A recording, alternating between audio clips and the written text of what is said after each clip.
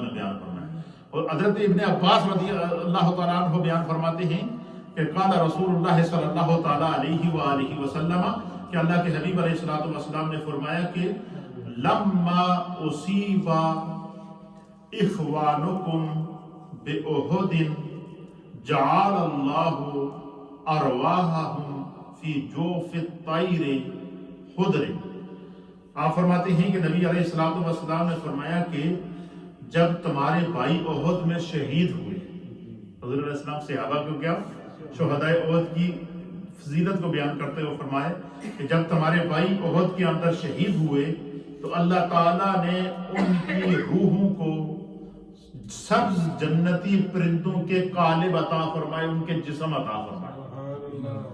جنتی پرندے تھے سبز رنگ کے، ان کے جسموں کے اندر ان شہداء کی روحوں کو رکھا گیا. پھر وہ پرندے کیا کرتے ہیں؟ حضور فرماتے ہیں کہ وہ پرندے ہر روز جنت کے اندر اللہ نے جتنی نہریں بنائی ہیں ان نہروں پر وہ پرواز کرتے ہیں، ان نہروں کے گرد گھومتے ہیں، ان نہروں میں تیرتے ہیں. اور وہ بظاہر تو وہ پرندے ہیں لیکن اصل میں وہ شہداء کی روحیں ہیں جو جنت میں جب چاہتی ہیں پھرتی ہیں، جب چاہتی ہیں سیر کرتی ہیں، جنت کی ہر وادی کے اندر سیر کرتی ہیں، جنت کی ہر نہر کے اندر سیر کرتی ہیں. حضور نے فرمایا کہ وہ جنتی نہروں پر سیر کرتے پھرتے ہیں، جنتی میوے کھاتے ہیں. حضور نے کیا فرمایا؟ جو لوگ احد کے اندر شہید ہوئے وہ جنت میں سیر کرتے ہیں، جنت کی نہروں پر سیر کرتے ہیں، جنتی میوے کھاتے ہیں، سونے کی قندیلوں کے اندر رہتے ہیں. اللہ تعالیٰ نے ان کے لیے سونے کے محلات بنائے ہوئے ہیں، وہ ان کے اندر رہتے ہیں. مجھے بتائیں دنیا میں کوئی رہ کر سونے کا محل بنا سکتا ہے؟ لیکن اسلام کے لیے جنہوں نے قربانیاں پیش کی، رسول اللہ کے دین کے لیے اور رسول اللہ کے حکم کے اوپر جو ہے وہ جن صحابہ اکرام نے اپنی خدمات کو پیش کی، اور اس میں ایسے ایسے مناظر ہیں کہ آدمی جب سنتا ہے تو حیران ہو جاتا ہے کہ صحابہ اکرام کا کیا جذبہ تھا. میں آپ کے سامنے یہ حدیث سن لوں، پھر میں 3 صحابہ اکرام کا آپ کے سامنے جذبہ بیان کروں گا کہ انہوں نے احد میں کس طرح لڑائی کی تھی اور ان کو اللہ نے کیا مقام دیا ہے. تو انسان کو قیامت تک کے لیے اللہ کے دین پر مر مٹنے کا جذبہ پیدا ہوگا. حضور نے فرمایا کہ وہ سونے کی قندیلوں کے اندر رہتے ہیں، اور وہ جو قندیلیں ہیں وہ کیا ہیں؟ وہ زیر عرش اللہ تعالیٰ کے عرش کے نیچے لٹکی ہوئی ہے. اللہ تعالیٰ کے عرش کے نیچے کیا ہے؟ لٹکی ہوئی ہیں. قندیلوں سے مراد کیا ہے سمجھ لیں. یہ آپ نظر آ رہا ہے آپ کو فانوس، کتنا خوبصورت ہے یہ. اس کے بیچ میں یہ بلب لگے ہوئے، یہ جب جلتا ہے تو دیکھیں اس کے گرد کتنے خوبصورت جو ہے وہ اس کے شیشے کے اندر سجایا گیا ہے. ایک دفعہ بندے کی نظر جا کر یہاں کیا ہو جاتی ہے؟ رک جاتی ہے. اسی طریقے سے فرمایا کہ اللہ کے عرش کے نیچے بھی ایک فانوس لگا ہوا ہے. کیا ہے؟ اللہ تعالیٰ کے عرش کے نیچے بھی ایک فانوس لگا ہوا ہے جس کے اندر سونے کی قندیلیں بنی ہوئی ہیں. اور فرمایا ان قندیلوں کے اندر شہدائے احد کی روحیں موجود ہیں. ان قندیلوں کے اندر شہدائے احد کو رکھا گیا اور براہ راست اللہ تعالیٰ کے انوار سے فیضیاب ہوتے ہیں. اور فرمایا کہ وہ قندیلیں کہاں ہیں؟ فرمایا کہ وہ اللہ کے عرش کے نیچے کیا ہیں؟ معلق ہیں، لٹکی ہوئی ہیں. وہ اللہ تعالیٰ کے عرش کے نیچے کیا ہیں؟ لٹکی ہوئی ہیں. اور فرمایا کہ جب انہوں نے کھانے پینے اور رہنے کے پاکیزہ عیش و عشرت والے جو ہے وہ مناظر کو دیکھا، شہداء اکرام کو جو اللہ تعالیٰ نے شہداء احد کو جو جنت میں خدا نے اعزاز دیا، کیا جنت کی نہروں پہ گھومتے ہیں، جنت کے میوے کھاتے ہیں، جنت کے پھل کھاتے ہیں. اللہ تعالیٰ نے سونے کی قندیلوں کے اندر ان کو رکھا ہے جو عرش کے سائے کے نیچے ہیں، جو عرش کے نیچے ہیں. فرمایا جب شہداء احد نے اپنا یہ مقام، مرتبہ اور عظمت دیکھی کہ خدا نے ہمیں اسلام کی خاطر جان دینے پر اتنا اعزاز دیا، تو اللہ کے حبیب علیہ السلام نے فرمایا پھر یہ بھی بتاؤ کہ ان شہیدوں نے آگے سے کیا کہا. اب یہ ہاں علم مصطفیٰ دیکھا. صحابہ نے عرض کیا یا رسول اللہ ضرور بتائیے. حضور نے فرمایا کہ ان شہداء احد نے جنت میں سیر کرتے ہوئے، جنت کے پھل کھاتے ہوئے، جنت اللہ کے عرش کے نیچے بسیرا کرتے ہوئے، اللہ کے انوار سے مملو ہوتے ہوئے ان شہداء نے خدا سے دعا کی ہے کہ اللہ جڑا مقام تو سانو عطا کیتا، اسی جڑے اپنے پائی پیچھے چھوڑ آئے، جڑے غازی رہ گئے نبی پاک دے صحابہ، انہوں نے بھی یہ مقام عطا فرما۔ شہداء احد نے جنت میں جا کر اپنے پیچھے رہنے والے اپنے مسلمان بھائیوں کے لیے یہ دعا کی ہے۔ یہ ہے جذبہ کہ مسلمان دنیا میں رہے تو عبادت اور ریاضت اور نیکی کے اندر رہتا ہے، دنیا سے جب چلا جائے تو اس کے پیچھے رہنے والے اس کے لیے دعا کرتے ہیں۔ اور فرمایا کہ شہید وہ ہے کہ دنیا میں رہتا ہے تو پھر بھی زندہ رہتا ہے، دنیا سے چلا جاتا ہے پھر بھی زندہ رہتا ہے، خدا سے باتیں کرتا ہے۔ حضور نے فرمایا کہ وہ اللہ سے کیا کرتا ہے؟ شہید باتیں کرتا ہے۔ اور شہید جب خدا سے باتیں کرتا ہے تو فرمایا اللہ تعالیٰ ان کی باتوں کا جواب دیتا ہے۔ اور حضور نے فرمایا کہ شہیدوں نے پتہ ہے اللہ سے کیا بات کی؟ احد کے شہداء نے اللہ سے کیا بات کی؟ عرض کہ یا رسول اللہ ضرور بتائیے۔ حضور نے فرمایا کہ انہوں نے اللہ سے دعا کی کہ یا اللہ جنت کی جڑا مقام تو سانو دیتا ہے نا، ساڈے جڑے بھائی پیچھے رہ گئے ہیں، اللہ انہوں نے اس مقام تو معلوم نہ کرے۔ انہوں نے کیا جنت میں پہنچ کر انہوں نے دنیا میں زندہ رہنے والوں کے لیے دعا کی ہے۔ اور جو زندہ رہنے والے ہیں وہ اگر کسی شہید کے لیے یا کسی اپنے وفات شدہ کے لیے دعا کر لیں تو یہ تو اس کے لیے تحفہ ہے نا، اس سے کسی کو کیوں پریشانی ہوتی ہے؟ سوال تو یہ ہے۔ پھر نبی علیہ السلام نے فرمایا کہ ہمارے بھائیوں کو پھر فرمایا کہ انہوں نے یہ بھی عرض کیا کہ یا اللہ کسی ذریعے سے، شہداء نے کیا عرض کیا جنت میں سیر کرتے ہوئے؟ یہ اللہ کی بارگاہ میں عرض کیا کہ یا اللہ کسی ذریعے سے ہمارے ان بھائیوں تک یہ خبر بھیجوا دیں کہ خدا نے ہمیں کتنا انعام دیا، اللہ نے ہمیں کتنا انعام دیا۔ تو حضور علیہ السلام نے فرمایا کہ اللہ کی طرف سے جبریل آئے اور جبریل نے مجھے بتایا ہے کہ تمہارے وہ بھائی جو احد کے اندر شہید ہو گئے، جو بدر کے اندر شہید ہو گئے، جنہوں نے اللہ کے دین کی خاطر اپنی جانوں کا نذرانہ پیش کیا ہے، فرمایا خدا کی طرف سے یہ پیغام آیا ہے کہ اللہ تعالیٰ نے ان کو جنت کے اندر ایسا مقام عطا فرماتے کہ جس جنت میں وہ چاہتے ہیں وہ گھومتے ہیں، جنت کی نہروں کی وہ سیر کرتے ہیں، جنت کے پھل کھاتے ہیں، جنت کے میوہ جات کھاتے ہیں، جنت کے اندر جو ہے وہ جو چاہتے ہیں خدا ان کو عطا کرتا ہے۔ اور پھر جب پورا دن سیر کرنے کے بعد پھر جب اللہ کی بارگاہ میں جاتے ہیں تو خداوند قدوس نے ان کو رہنے کے لیے اپنے عرش کے نیچے جگہ عطا فرمائی۔ ان شہداء احد نے اللہ کی بارگاہ میں عرض کیا بارے الہ ہمارا یہ مقام جو تو نے ہمیں عطا کیا ہے یہ ہمارے پیچھے رہنے والوں کو بھی کسی طریقے سے بتا دو، کیوں؟ تاکہ وہ اسی جذبے کے ساتھ رسول اللہ کے ساتھ کھڑے رہے، اسلام کی بقا کے لیے کھڑے رہے، اسلام کی عزت اور عظمت اور رحمت کے لیے کھڑے رہے۔ یہی وہ پیغام تھا جس پیغام کو حضرت امام علی مقام امام حسین نے کربلا کے اندر دیا۔ یہی وہ پیغام تھا جو صحابہ اکرام نے نبی پاک کے ساتھ تمام غزوات کے اندر اپنی جانوں کو قربان کر کے دیا ہے کہ ہم اسی لیے دنیا کے اندر آئے ہیں کہ اصل زندگی وہ ہے۔ تو یہ جتنی شہداء کی عظمت میں آیات نازل ہوئی ہیں یہ خداوند قدوس نے اس موقع کے اوپر اور بدر کے موقع کے اوپر اور دیگر غزوات کے اوپر نازل فرمائی ہیں۔ اسی طریقے سے غزوہ خندق کے اندر جو شریک ہوئے ان کے لیے الگ آیات نازل ہوئی ہیں۔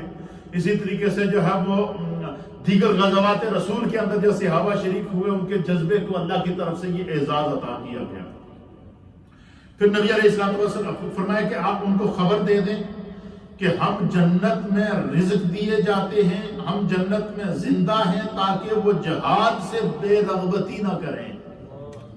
یہ پیغام کس کے لیے؟ شہداء احد نے جنت سے پیچھے رہ جانے والے صحابہ کے لیے بھیجا ہے کہ کبھی بھی پیچھے اپنی جان اگر اسلام کے لیے، اسلام تمہاری جان مانگتا ہے تو یہ کوئی نہیں ہے، اسلام کے لیے اپنی جان کو قربان کر دو۔ اور ان کا پھر احد کے شہداء کے اندر ایک شہید تھے جن کا نام تھا حضرت عبداللہ۔ کیا نام تھا؟ آپ نے دیکھا میں اکثر ایک حدیث تلاوت کرتا ہوں، عن جابر بن عبداللہ رضی اللہ تعالیٰ، یہ نبی پاک کے عظیم صحابی تھے حضرت جابر، ان کے والد تھے، ان کا نام عبداللہ۔ کیا نام تھا؟ وہ بھی جنگ احد کے اندر بڑے جوان مردی کے اندر شہید ہوئے۔ کفار نے حضرت حمزہ کے ساتھ ان کی وہ میت کو بھی کیا کر دیا تھا؟ مسل ڈالا تھا، اس کے اوپر گھوڑے دوڑائے تھے۔ تو اللہ جس وقت وہ ان کی تدفین ہو گئی، سب کچھ ہو گیا، تو حضرت جابر رضی اللہ تعالیٰ عنہ ایک دفعہ نبی علیہ الصلوۃ والسلام کے پاس آئے اور انہوں نے عرض کیا کہ یا رسول اللہ، میرے والد جنگ احد میں شہید ہو گئے، تو مجھے جب ان کی یاد آتی ہے تو بس صرف جب میں ان کی کیفیت دیکھتا ہوں کہ کفار نے ان کی شہادت کے بعد بھی ان کی باڈی پر گھوڑے دوڑائے، تو یہ منظر جب مجھے یاد آتا ہے تو میری آنکھوں سے آنسو نکل آ جاتے ہیں، تو میں ضبط نہیں کر پاتا۔ تو اللہ کے حبیب علیہ الصلوۃ والسلام نے فرمایا کہ اے جابر، تجھے پریشان ہونے کی ضرورت نہیں، تجھے پتہ ہے کہ تیرا والد جب شہید ہوا تو اسے اللہ نے کیا مقام دیا؟ تو انہوں نے عرض کیا یا رسول اللہ ضرور بتائیے۔ تو حضور نے فرمایا کہ جیسے ہی ان کا قطرہ خون زمین پر گرا تو گرنے سے پہلے خدا نے ان کی مغفرت کر دی۔ نمبر 1، حضور نے فرمایا پھر یہ بھی بتاؤں تمہارے والد کی جو ہے وہ اللہ تعالیٰ کے ساتھ جو گفتگو ہوئی ہے وہ بھی سنا دو تجھے؟ انہوں نے عرض کیا یا رسول اللہ سنائیے۔ حضرت جابر نے عرض کیا، حضور نے فرمایا کہ جب حضرت عبداللہ شہید ہوئے اور شہادت کے فوراً بعد ان کو فرشتے اپنے پروں پر اٹھا کر جنت میں لے گئے، تو انہوں نے اللہ جنت کے جب نظاروں کو دیکھا، جنت کے انعامات کو دیکھا، جنت کے اکرامات کو دیکھا، فرمایا حضور نے فرمایا کہ اللہ تعالیٰ نے اپنی جنت کے اندر جتنے مراتب رکھے تھے، جتنے مرتبے رکھے تھے، جتنی عظمتیں رکھی تھی، جتنی نعمتیں رکھی تھی، وہ ساری عبداللہ کو عطا کی ہیں۔ وہ کیا کی ہیں؟ ساری عبداللہ کو عطا کی ہیں۔ تو پھر اللہ تعالیٰ نے حضرت عبداللہ سے پوچھا کہ میری خاطر اپنی گردن کٹانے والے، میری خاطر اپنا خون بہانے والے، میری خاطر شہادت کے بعد بھی اپنے جسم کو گھوڑوں سے جو ہے وہ راندے جانے والے، تجھے میں نے جنت بھی عطا کر دی، جنت کی نعمتیں بھی عطا کر دی، 8 جنتیں تیری ہیں، تو 8 جنتوں کا مالک ہے، اور تو جنتوں سے جو چاہے اللہ کا انعام حاصل کر، تو بتا تجھے کچھ اور بھی چاہیے تو تیرا رب تمہیں عطا کرے۔ کیا پوچھا کہ تو اگر تو بتا کیا چاہتا ہے، خدا نے تجھے جنت کی ساری نعمتیں دے دی، کچھ اور چاہے تو بول، تیرا رب تمہیں عطا فرماتا ہے۔ تو حضور فرماتے ہیں میں یہ بھی بتاؤں کہ عبداللہ نے اللہ سے کیا مانگا؟ اب علم رسول دیکھیے، گفتگو عالم برزخ میں ہو رہی ہے، گفتگو حضرت عبداللہ کے درمیان اور رب کے درمیان جنت میں ہو رہی ہے، اور اس گفتگو کو میرے مصطفیٰ سن کر بیان کر رہے ہیں۔ یہ ہے علم مصطفیٰ، یہ ہے نگاہ مصطفیٰ، یہ ہے کرم مصطفیٰ۔ تو انہوں نے عرض کیا کہ یا رسول اللہ بتائیے۔ حضور نے فرمایا کہ تیرے والد کو اللہ نے فرمایا کہ میری جنت بھی تجھے مل گئی، انعام بھی مل گیا، اکرام بھی مل گیا، 8 جنتوں کا تو مالک بھی ہو گیا ہے، خدا نے تیری قربانی بھی قبول کر لی ہے، اب بتا تو کیا چاہتا ہے؟ تو فرمایا کہ یہ بھی بتاؤں کہ تیرے والد نے کیا جواب دیا؟ تو آپ نے عرض کیا کہ یا رسول اللہ ضرور بتائیے۔ تو انہوں نے عرض کیا کہ حضرت عبداللہ نے اللہ کی بارگاہ میں عرض کیا کہ یا اللہ میں نے تیری جنت کو بھی دیکھ لیا، تیری جنت کے انعامات کو بھی دیکھ لیا، تیری جنت کی نہروں کو بھی دیکھ لیا، تیری جنت کے اندر جو تو نے اپنی عطا کے خزانے رکھے ہیں سب میں نے دیکھ لیے ہیں، لیکن اللہ مجھے وہ لطف تیری جنت میں نہیں آیا کہ جب دشمن کی تلوار چل رہی تھی اور میرا گلا کٹ رہا تھا، اس لمحے جو تو نے مجھے سکون عطا فرمایا تھا، وہ سکون مجھے تیری جنت میں نصیب نہیں ہوا۔ میں چاہتا ہوں کہ مجھے پھر زندہ کیا جائے، میں پھر میدان جہاد میں جاؤں، پھر قتل کیا جاؤں، پھر شہید کیا جاؤں، پھر جنت میں آؤں، پھر زندہ کیا جائے، پھر قتل کیا جاؤں، پھر شہید کیا جاؤں، اور وہ لطف میں پھر دوبارہ اٹھانا چاہتا ہوں۔ تو حضور فرماتے ہیں کہ حضرت عبداللہ سے اللہ نے فرمایا کہ میرے بندے، خدا نے تیری قربانی قبول کر لی ہے، لیکن ہمارا یہ فیصلہ ہے کہ ہم جس کو ایک دفعہ بلا لیں اس کو دوبارہ دنیا میں نہیں بھیجتے۔ تو حضرت یہ شہداء کا مقام تھا۔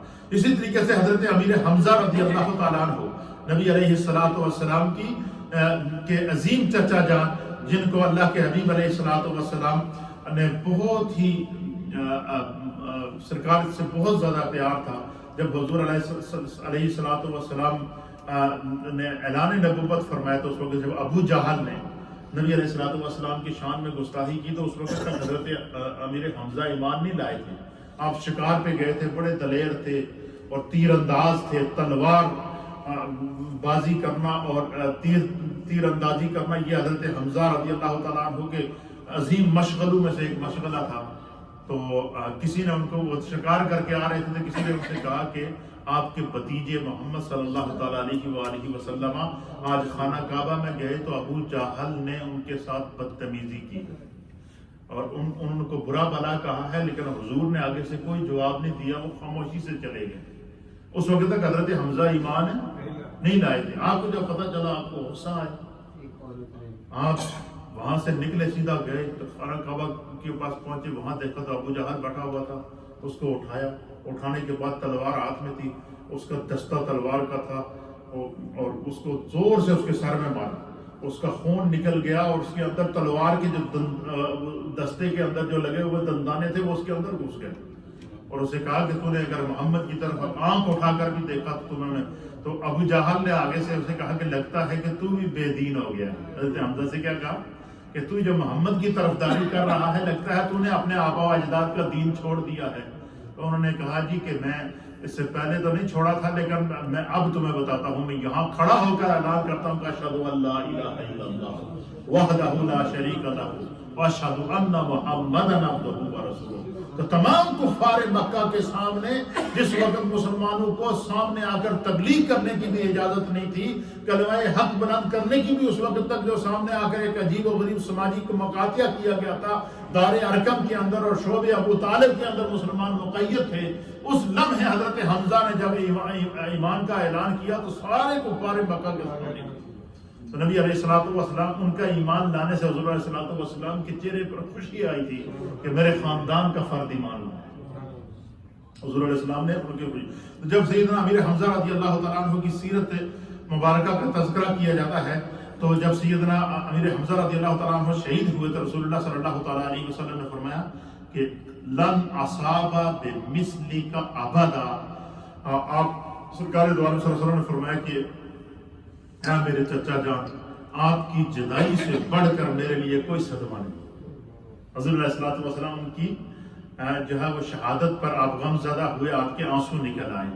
پھر آپ صلی اللہ تعالیٰ علیہ وسلم نے حضرت سیدہ فاطمہ رضی اللہ تعالیٰ عنہ اور اپنی پھوپھی جان حضرت سیدہ صفیہ رضی اللہ تعالیٰ عنہ کو بلایا اور ان سے فرمایا کہ اب شیرا، سارے عجیب و غریب کیفیت تھی۔ حضور علیہ السلام کے چچا جب سامنے پڑے، شہادت کی کیفیت ہے، کفار نے ناک کاٹ دیا، کان کاٹ دیے، چہرہ مسل دیا، کلیجہ باہر نکال دیا، کیا وہ دردناک منظر تھا۔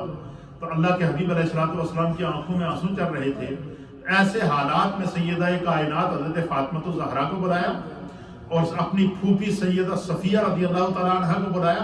بلانے کے بعد حضور علیہ الصلوۃ والسلام نے فرمایا کہ اب شیرا، تو سارے میں خوشخبری ہوگی۔ کیا فرمایا؟ ابھی حضرت حمزہ کی تدفین نہیں ہوئی ہے، ابھی ان کی تدفین نہیں ہوئی ہے، حضور نے پہلے کیا فرمایا کہ تمہارے لیے خوشخبری ہے۔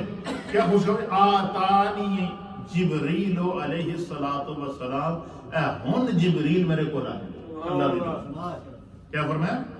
ابھی اب ان لوگوں کا آپ مقام دیکھنا کہ اسلام کی خاطر جان قربان کی، ابھی تدفین نہیں ہوئی ہے، جبریل اللہ کی طرف سے آئے قربانی کو قبول کرتے ہوئے۔ کیا فرمایا کہ آتانی جبریل علیہ، میرے پاس ابھی جبریل علیہ الصلوۃ والسلام آئے، فاخبرانی، پس جبریل نے مجھے خبر دی، جبریل علیہ السلام نے مجھے کیا دی ہے؟ خبر دی ہے کہ ان حمزہ مکتوب فی اہل السماوات حمزہ ابن عبد المطلب اسد اللہ و اسد الرسول ہی۔ حضور نے فرمایا کہ ابھی جبریل نے مجھے آ کر خبر دی ہے اور میرے رب نے جبریل کو بھیجا ہے کہ میرے محبوب کو بتا دو کہ آپ کے چچا جان حضرت سیدنا امیر حمزہ کو اسلام کی خاطر جان قربان کرنے کا جو اعزاز اللہ نے عطا فرمایا ہے وہ کیا تھا؟ فرمایا کہ ساتوں آسمانوں کے اوپر موٹے حروف کے ساتھ بڑے بڑے بورڈ لگے ہوئے ہیں جن کے اوپر لکھا ہوا ہے کہ حمزہ اللہ کا بھی شعر ہے اور رسول اللہ کا بھی شعر ہے، اسد اللہ و رسول ہی، کہ وہ اسد اور رسول ہی، کہ حضرت حمزہ کو اللہ نے فرمایا کہ یہ خدا کا بھی شعر ہے اور یہ رسول کریم کا بھی شعر ہے۔ تو حضرت حمزہ کا جو لقب تھا ان کو اسد اللہ و اسد الرسول کہتے تھے کہ وہ اللہ کے بھی شعر ہیں اور رسول اللہ کے بھی شعر ہیں۔ اور دشمن نے پیٹ کے پیچھے سے ان سے حملہ کیا تو دشمن میں اتنی ہمت نہیں تھی کہ سامنے آ کر حملہ کرتا. تو حضرت حمزہ کو اللہ تعالیٰ کی جانب سے اسد اللہ کا لقب عطا کیا اور اسد الرسول، اللہ اور اس کے رسول کا شیر کہا گیا. اور صرف یہی نہیں بلکہ فرمایا کہ حضرت جبریل نے کیا انا حمزہ مکتوب فی اہل السماوات، کہ حمزہ کا نام 7 آسمانوں پر اس طرح موٹے حروف میں لکھا ہوا ہے. کیا لکھا ہوا ہے؟ لکھا کہ حمزہ ابن عبد المطلب، حمزہ بن عبد المطلب اسد اللہ، اللہ کا شیر ہے، وہ اسد رسول ہی، وہ اسد رسول ہی، اور اللہ کے رسول کے شیر ہے. تو حضرت حمزہ کو اللہ اور اس کے رسول کا کیا کہتے تھے؟ شیر کہتے تھے. حضرت حمزہ کے بارے میں نبی علیہ الصلوۃ والسلام نے فرمایا کہ یہ جو ہے وہ سید الشہداء ہے. حضور نے کیا فرمایا کہ مجھے جبریل نے بتایا ہے کہ حمزہ کیا ہے؟ سید الشہداء ہے. پھر اسی طریقے سے حضرت ابن عباس رضی اللہ تعالیٰ عنہ بیان فرماتے ہیں کہ رسول اللہ صلی اللہ تعالیٰ علیہ وسلم نے حضرت سیدنا امیر حمزہ رضی اللہ تعالیٰ عنہ کے بارے میں کیا فرمایا؟ حضور علیہ الصلوۃ والسلام نے فرمایا کہ دخلت الجنۃ بارحۃ فنظرت. حضور علیہ الصلوۃ والسلام ایک دن صبح اٹھے اور مسجد نبوی بھری ہوئی تھی اور آپ نے آ کر نماز پڑھائی، اور نماز پڑھانے کے بعد نبی علیہ الصلوۃ والسلام نے مصلی پر بیٹھے آپ نے فرمایا کہ آج رات کو اللہ تعالیٰ نے مجھے جنت کی سیر کرائی. کیا فرمایا؟ آج رات کو عالم خواب میں حضور نے فرمایا کہ رب نے مجھے کیا کرائی؟ جنت کی سیر کرائی. اور دخلت الجنۃ بارحۃ، حضور نے فرمایا کہ میں جب جنت میں داخل ہوا فنظرت، پس میں نے دیکھا فَإِذَا جَعْفَرُ یطیر مع الملائکۃ وَإِذَا حَمْزَةُ مُتَّكِئٌ عَلَى السَّرِيرِ. اللہ اکبر. حضور علیہ الصلوۃ والسلام نے فرمایا کہ میں آج رات کو اللہ نے مجھے جنت کی سیر کرائی اور میں نے وہاں کیا دیکھا؟ گزشتہ شب میں نے جب دیکھا کہ حضرت جعفر جنت میں فرشتوں کے ساتھ پرواز کر رہے تھے. کیا فرمایا کہ آج رات کو اللہ نے مجھے جنت دکھائی اور جنت میں نے حضرت جعفر کو دیکھا تو وہ کیا کر رہے تھے؟ فرشتوں کے ساتھ کیا کر رہے تھے؟ پرواز کر رہے تھے. اور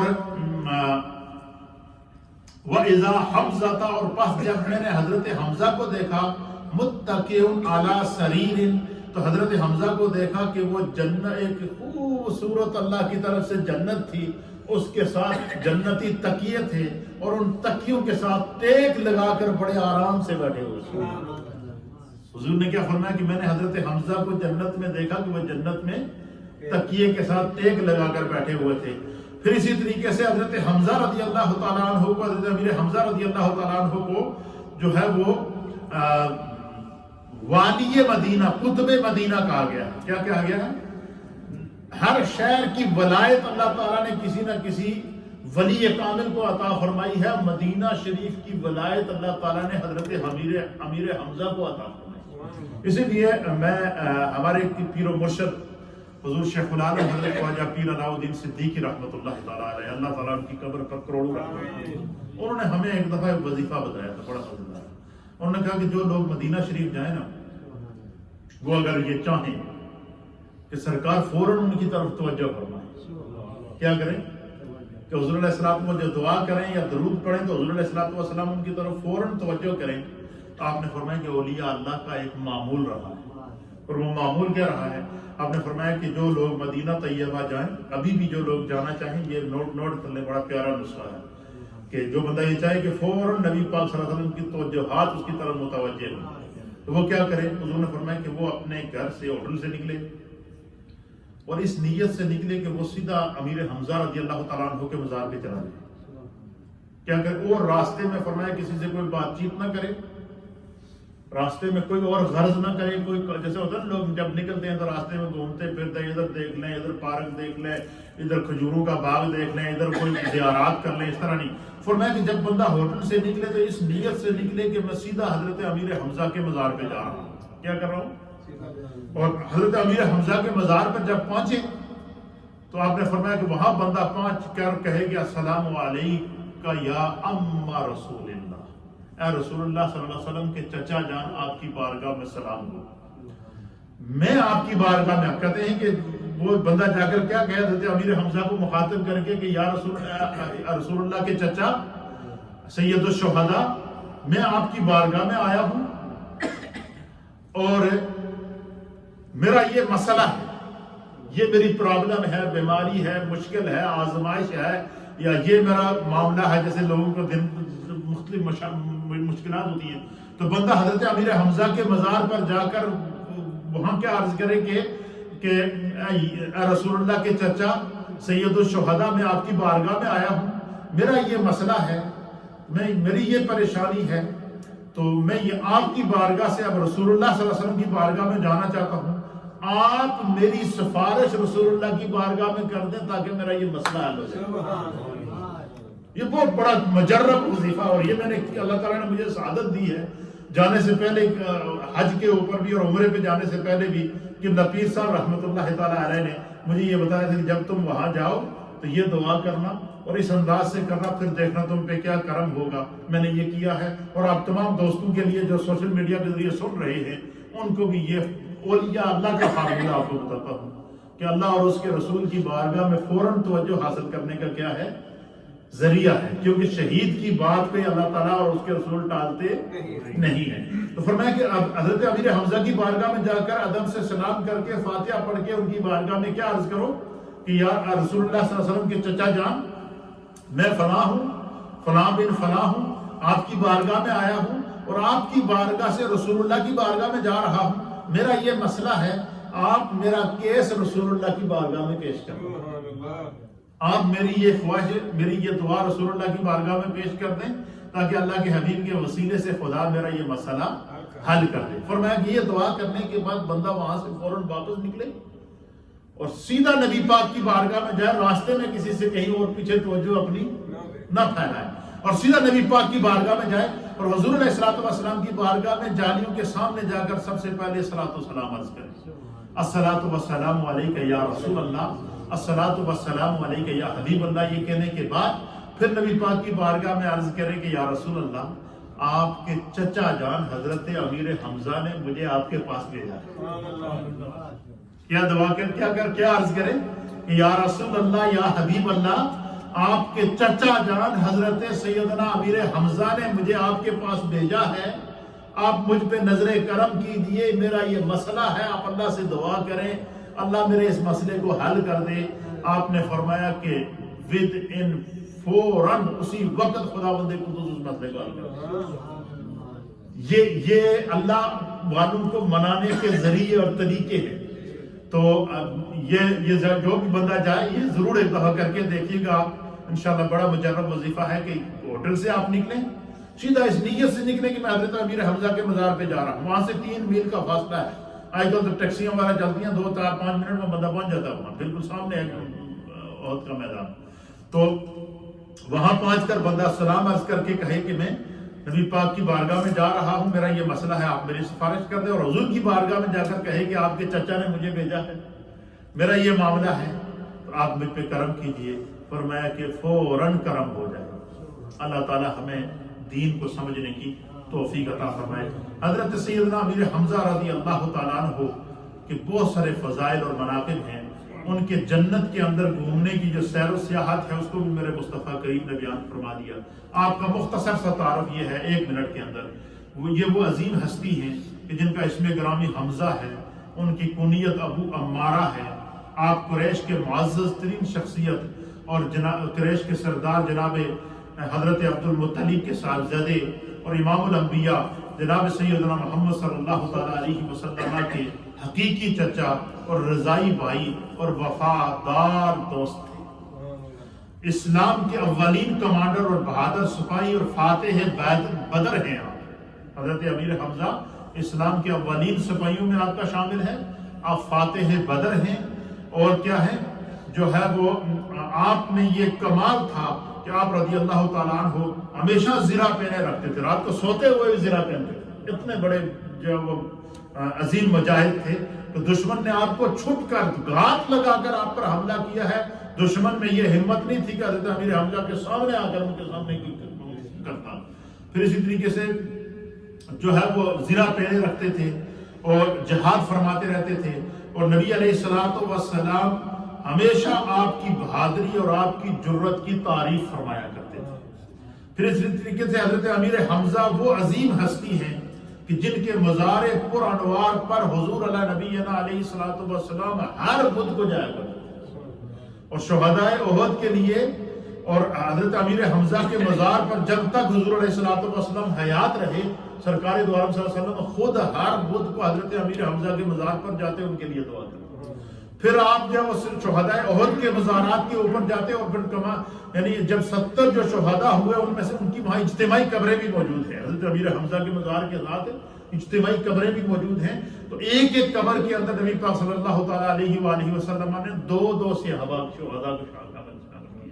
اب دیکھیں کہ وہ کیسا دور تھا، جب ہجرت کر کے آئے تو جو مہاجرین صحابہ تھے ان میں سے ہر ایک مہاجر کو ایک انصاری کا بھائی بنایا، ایک مہاجر کو ایک انصاری کا بھائی بنایا، اور قبر کے اندر بھی سرکار دو عالم صلی اللہ علیہ وسلم نے احد کی شہداء کے اندر بھی دو صحابہ کو ایک ایک قبر کے اندر جو ہے وہ ان کی تدفین فرمائی۔ پھر جو ہے وہ حضرت آپ کے مزار پر سرکار خود تشریف لے جاتے، آپ کی قبر انور میں حضور خود اتر کر حضور نے ان کو جو ہے وہ قبر کے اندر اتارا۔ ایک روایت کے مطابق جب ان کی قبر کھودی جا رہی تھی، سرکار نے اپنے ہاتھ سے ان کی قبر مبارک کو کھودا ہے، حضور نے اپنی چادر مبارک کا ان کو کفن پہنایا ہے، سرکار نے خود ان کو ان کی قبر کے اندر جو ہے وہ تشریف لے جا کر جو ہے وہ ان کو قبر کے اندر رکھا ہے۔ پھر اسی طریقے سے جو ہے وہ حضور نبی خدمات کو یاد فرماتے ہیں، اور آپ کی صاحبزادی کو رسول اللہ صلی اللہ تعالیٰ علیہ وسلم نے اپنی صاحبزادی قرار دیا۔ ان کی بیٹی کو حضور نے فرمایا کہ حمزہ کی بیٹی میری بیٹی ہے۔ پھر اسی طریقے سے جو ہے وہ سرکار دو عالم صلی اللہ تعالیٰ علیہ وآلہ وسلم نے آپ فرماتے تھے کہ وہ آپ سب میں منفرد اور بے مثال تھے، اور آپ کی شخصیت کا یہ عالم تھا کہ جن کو صحابہ اکرام رضوان اللہ تعالیٰ حضور نبینا علیہ الصلوۃ والسلام نے فرمایا کہ جب امیر حمزہ شہید ہوئے تو فرشتے ان کو اٹھا کر لے گئے، اور فرشتوں نے ان کو جنتی پانی کے ساتھ غسل دی، جنتی نہر سے پانی لا کر، یا ایک روایت کے مطابق فرشتے ان کو اٹھا کر جنت میں لے گئے، وہاں غسل دے کر پھر دوبارہ واپس لے کر آئے۔ یہ بھی ایک روایت کے مطابق یہ حضرت امیر حمزہ رضی اللہ تعالیٰ عنہ کا مقام تھا، آپ کی عظمت تھی۔ پھر جو ہے وہ حضرت جبریل علیہ السلام جب سرکار دو عالم صلی اللہ علیہ وسلم کی بارگاہ میں ایک دفعہ جبریل علیہ السلام آئے تو حضرت امیر حمزہ نے عرض کیا کہ یا رسول اللہ صلی اللہ تعالیٰ علیہ وآلہ وسلم، میری خواہش ہے کہ میں جبریل کا دیدار کروں۔ حضور نے فرمایا کہ آپ دیکھیں، تو حضرت امیر حمزہ کو حضور نے اپنے سامنے بٹھا کے آپ کو جبریل کا دیدار کرایا۔ جبریل علیہ السلام کا ظاہری حیات میں آپ نے دیدار بھی فرمایا۔ وہ عظیم ہستی ہیں کہ جن کی عظمت اور خدمات کو خراج تحسین پیش کرتے ہوئے نبی علیہ السلام نے آپ کے مزار پر انوار پر اسلام کا جھنڈا گاڑا۔ حضرت امیر حمزہ کے مزار پر جھنڈا حضور نے اپنے ہاتھ سے لگایا تھا، نشانی کے طور پر کہ یہ وہ اسلام کا مجاہد ہے کہ جس کی شہادت پر خدا کو بھی ناز ہے، فرشتوں کو بھی ناز ہے، اللہ کے رسول کو بھی ناز ہے، اور پوری کائنات کو ناز ہے۔ حضرت سیدنا امیر حمزہ رضی اللہ تعالیٰ عنہ، تو آپ نے جو ہے وہ اور آپ کی قبر کے اوپر سرکار نے جھنڈا نصب کیا، اور سیدہ کائنات خاتون جنت فاطمہ الزہرا رضی اللہ تعالیٰ عنہا آپ کے مزار پر انوار کو دیکھ حضور نے حضرت سیدہ کائنات کی ڈیوٹی لگائی تھی کہ تو نے امیر حمزہ کے مزار کی دیکھ بھال کرنی ہے، اور سیدہ کائنات اگر ان کے مزار پر جو ہے وہ ان کی دیکھ بھال کرتی تھی، اس کی صفائی کرتی تھی، اس کو جھاڑو دیتی تھی، کیونکہ حضور نے فرمایا تھا کہ آپ نے ان کے مزار کا خیال رکھنا ہے۔ تو جن کے مزار کی دیکھ بھال سیدہ کائنات کریں، اور جن کے مزار کے اوپر ہر بدھ کو سرکار ان سے باتیں کرنے کے لیے آئے، اور ان کے مزار حدیث کے اندر آتا ہے کہ حضور حضرت امیر حمزہ کے مزار پر کھڑے ہو کر ان کے ساتھ باتیں کرتے تھے، شہدائے احد کے ساتھ باتیں کرتے تھے، ان کی زندگی، ان کی جنت، ان کی قبر جو جنت کا ٹکڑا اور جنت کی کیاری بنی ہوتی تھی، حضور اس کے مناظر کو بیان کیا کرتے تھے۔ پھر حضرت امیر حمزہ رضی اللہ تعالیٰ عنہ وہ عظیم ہستی ہیں کہ جو غزوہ احد میں اسلام کی سربلندی کے لیے لڑتے ہوئے مقام شہادت پر فائز ہوئے، اور 70 مرتبہ امام الانبیاء صلی اللہ تعالیٰ علیہ وآلہ وسلم نے آپ کی نماز جنازہ پڑھائی۔ کتنی مرتبہ؟ 70 مرتبہ۔ کیسے؟ سب سے پہلے جنازہ حضور علیہ الصلوۃ والسلام نے حضرت امیر حمزہ کا پڑھایا، پھر دوسرے شہید کو لایا گیا، ان کا جنازہ پڑھایا، امیر حمزہ وہاں موجود، پھر تیسرے شہید کو لایا گیا، ان کا جنازہ پڑھایا گیا، حضور امیر حمزہ موجود۔ اسی طریقے سے ہر صحابی کا 70 شہداء احد کا جنازہ حضور نے الگ الگ کر کے پڑھا، اور بعض روایات کے مطابق اجتماعی طور پر پڑھایا۔ اور الگ الگ کر کے پڑھانے کا مطلب کیا کہ 70 جب تک صحابہ اکرام کی نماز جنازہ ختم ہوتی حضرت حمزہ حضور کے سامنے موجود رہے۔ تو اس کو اہل سیرت نے، تاریخ اسلام میں کیا لکھا گیا کہ حضرت سیدنا امیر حمزہ رضی اللہ تعالیٰ عنہ کو یہ اعزاز حاصل ہے کہ اللہ کے حبیب علیہ الصلوۃ والسلام نے آپ کی نماز جنازہ کو 70 مرتبہ پڑھا، خود ان کی قبر میں اترے ہیں، خود قبر میں اتارا ہے، اپنی ردا مبارک، اپنی چادر مبارک کا کفن آپ کو پہنایا ہے۔ یہ وہ اعزاز تھا حضرت سیدنا امیر حمزہ رضی اللہ تعالیٰ عنہ۔ اور حضور علیہ الصلوۃ والسلام ارشاد فرماتے تھے کہ میرے چچا جان سید الشہداء اور سیدنا ابو عمارہ امیر حمزہ رضی اللہ تعالیٰ عنہ قیامت کے دن بڑی عزت اور وقار کے ساتھ، حضور فرماتے ہیں قیامت کے دن امیر حمزہ پوری عزت اور وقار کے ساتھ، سرکار فرماتے ہیں میری اونٹنی پر سوار ہو کر سامنے آئیں گے۔ کیا فرمایا حضور نے؟ فرمایا جو میری اونٹنی ہے جس پر میں سوار ہوتا ہوں، قیامت کے دن امیر حمزہ پورے وقار کے ساتھ، پوری تمکنت کے ساتھ، پورے اعزاز کے ساتھ، پورے اکرام کے ساتھ سید الشہداء حضرت امیر حمزہ جب اللہ کی بارگاہ میں آئیں گے، اور خداوند قدوس جو ہے وہ تمام اہل محشر کو اپنا دیدار کرائے گا، حضور فرماتے ہیں کہ امیر حمزہ جب وہاں تشریف لائیں گے تو سرکار فرماتے ہیں کہ وہ میری اونٹنی پر سوار ہو۔ اس سے بڑا بھی کوئی اعزاز ہوگا جی؟ اس سے بڑا بھی کوئی مرتبہ ہوگا؟ اس سے بڑا بھی کوئی مقام ہوگا؟ سوچ نہیں سکتا۔ سوچنا آدمی حیران رہ جاتا ہے کہ جب وہ میدان حشر میں آئیں گے، سرکار نے فرمایا 15 شوال المکرم آج کا دن آپ کی یوم شہادت ہے۔ پوری دنیا میں جہاں جہاں بھی اہل اسلام موجود ہیں وہ آج آپ کی بارگاہ میں خراج عقیدت پیش کر رہے ہیں۔ الحمدللہ ہماری نیو مدینہ مسجد میں آج کی یہ خوبصورت مجلس شہداء احد اور سید شہداء حضرت امیر حمزہ رضی اللہ تعالیٰ عنہ، اور آج کی 11ویں شریف کی محفل بھی ہے، تو ان کو ایک خصوصی طور پر آج ہم نے جو ہمارے اوپر مسجد میں کلاسز ہوئی ہیں، تمام کلاسز کے اندر، بچیوں کی کلاسوں کے اندر، بچوں کی کلاسوں کے اندر، حفظ کی کلاسوں کے اندر، تمام کلاسوں کے اندر آج ہم نے قرآن خوانی کرائی ہے، سورہ یاسین شریف پڑھوائی ہے شہداء احد کے ایصال ثواب کے لیے۔ اسی طریقے سے ہمارے حاجی محمد خان صاحب ہیں، سامنے بیٹھے ہیں خان محمد صاحب، ان کی جانب سے ایک قرآن پاک ان کی طرف سے پیش کیا گیا، 5 سورہ یاسین اور پیش کی گئی، اور اسی طریقے سے جو ہے وہ 5 سورہ یاسین اور پیش کی گئی۔ اسی طریقے سے جو ہے وہ ظہر کی نماز میں ایک ساتھی نے 22,000 مرتبہ درود پاک کا نذرانہ پیش کیا تھا شہداء احد کے لیے۔ اور آج کی اس پوری محفل کا 11ویں شریف کا اور آپ کے لیے تبرک کا اہتمام جو ہے وہ ہمارے حاجی شوکت علی خان صاحب کے گھر سے اور ہمارے بھائی شفاقت کے گھر سے، اور بھائی یہ صداقت بیٹھے ہیں، یہ آپ کے لیے تبرک لے کر آئے ہیں۔ اللہ تعالیٰ اپنی بارگاہ میں قبول و منظور فرمائے۔ تو خصوصی طور پر ایک دفعہ سورہ فاتحہ شریف اور 3 دفعہ سورہ اخلاص شریف کی تلاوت کریں۔